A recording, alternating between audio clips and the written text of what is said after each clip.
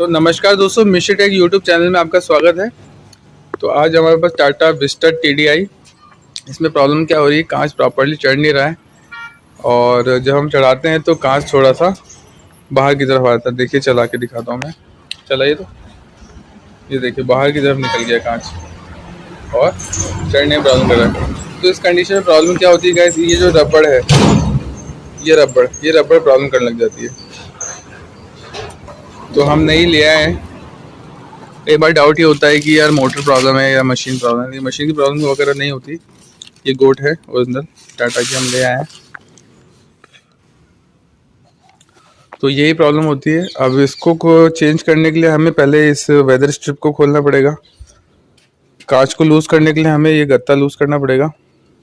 गत्ता हमने सारा खोल लिया, लगभग लूज़ कर लिया, लेकिन आपको दिखाने के लिए कि प्रॉब्लम क्या होती है और क्या रिप्लेस करना है उस टाइम पे। तो ये पूरी स्ट्रिप हम चेंज करेंगे। उससे पहले गत्ता खोल के कांच को निकाल देंगे, फिर स्ट्रिप चेंज होगी। तो गाइस, पहले हमने इसको खोल लिया है। इसके लॉक्स रहते हैं सारे। ये लॉक्स खोलने के बाद आपको 3 बोल्ट यहाँ पे मिलेंगे। ये 3 बोल्ट मिलेंगे। इन तीनों बोल्ट को खोलना है।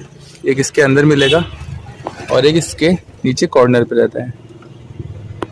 तो 3 बोल्ट खोलने के बाद गत्ता हमारा आ चुका है बाहर। और ये यहाँ से 2 बोल्ट को खोल के कांच को भी हमने निकाल लिया है बाहर की तरफ। ये इधर है। अब हम इसकी गोट चेंज करेंगे।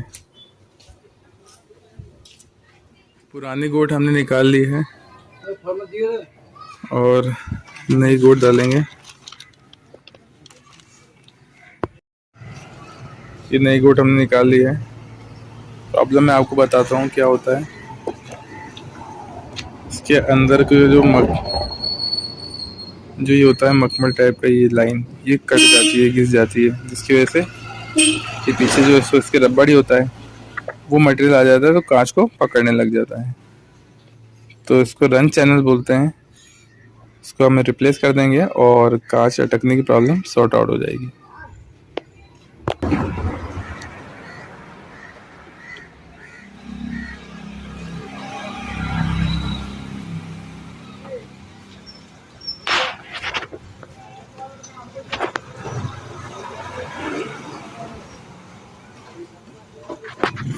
तो ग्रुप में जैसा जो है वैसे बैठ जाएगा।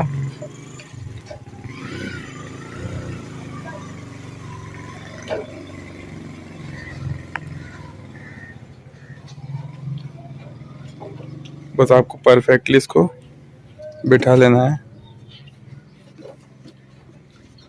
वैसे कोई इतना हार्ड नहीं है इसको फिट करना, बहुत इजीली चेंज कर सकते हैं आप भी।